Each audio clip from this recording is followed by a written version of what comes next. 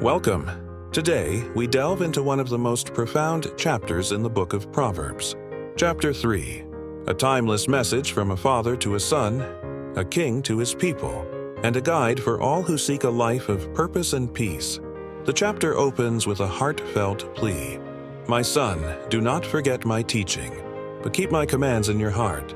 At its core, Proverbs 3 is built upon the foundational instruction found in verses 5 and 6.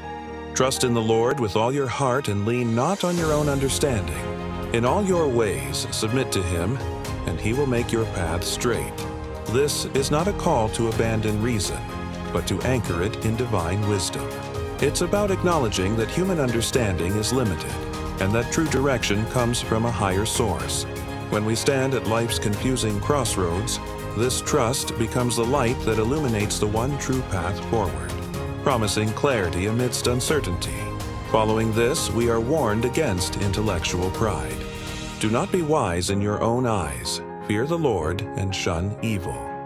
This is a call to humility. It teaches that true wisdom begins with reverence for God, not with self-exaltation. This reverence leads to spiritual and physical well-being, described as health to your body and nourishment to your bones. This principle of reverence then extends to our material possessions.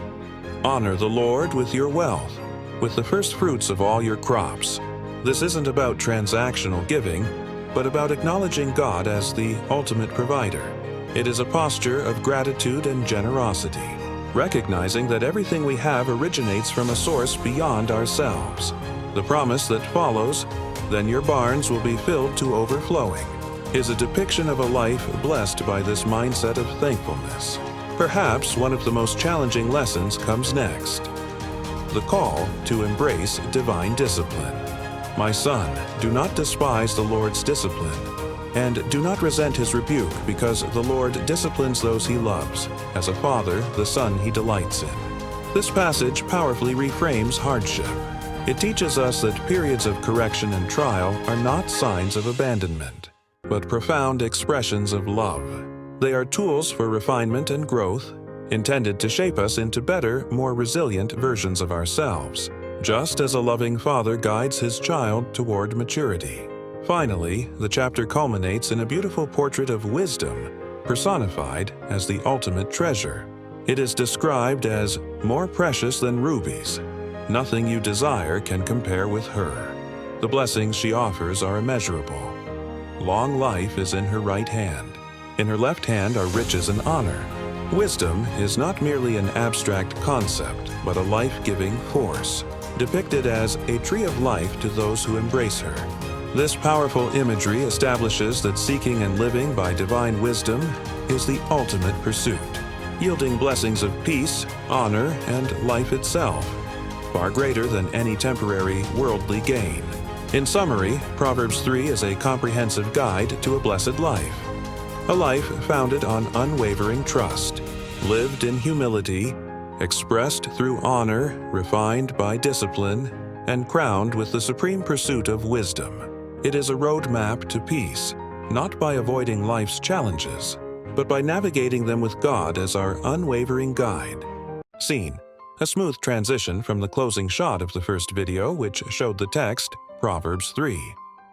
The screen fades in on a dynamic montage of modern-day life, bustling city streets, quiet suburban homes, and diverse people engaged in their work and family activities.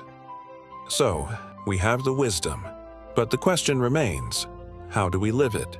How do these ancient words apply to our lives today, in a world of deadlines, decisions, and constant distraction? Let's bring this wisdom into practice. Scene: a young female professional, Sarah, is at a crossroads in her career. She sits at her desk, anxiously poring over 2 job offers, creating detailed pro-con lists. One offer is for a lucrative but clearly stressful position. The other offers less pay but aligns with her passion and promises a better work-life balance. Consider Sarah, a graphic designer. She was offered a high-paying job at a top firm. The path her own understanding said was best, but it meant sacrificing her creative freedom and time with her family. Scene: Sarah pushes the lists aside with a sigh. She takes a quiet walk in a park, the urban noise fading away. She closes her eyes and a look of serene peace comes over her face. The scene then transitions smoothly to her happily working in a smaller, sunlit studio, looking completely fulfilled and engaged in her work. Instead of leaning only on logic, she chose to trust God for guidance. She prayed, seeking a path of peace, not just prestige. By honoring God in her decision, He made her path straight, a path that led to fulfillment, not just financial gain. This is what it means to trust in the Lord with all your heart. Scene: a small business owner is in his office, calculating his year-end profits. He looks successful and satisfied. He then takes out a checkbook and writes a generous check to a local charity that focuses on feeding the homeless. Proverbs 3 tells us to honor the Lord with your wealth. This isn't just an ancient command for farmers. Think of a small business owner today. After a successful year, his first thought isn't to buy a new car, but to give back, supporting his community. Scene: we see the direct impact of his donation. Warm meals being served to grateful people at the charity's soup kitchen. In a later shot, the business owner himself is volunteering, serving food and connecting with people, a look of genuine joy on his face as he shares a smile. He honors God with his first fruits, acknowledging that his success is a blessing meant to be shared. In return, his life is filled with a different kind of richness, the joy of generosity and the respect of his community. His barns are overflowing with goodwill and purpose.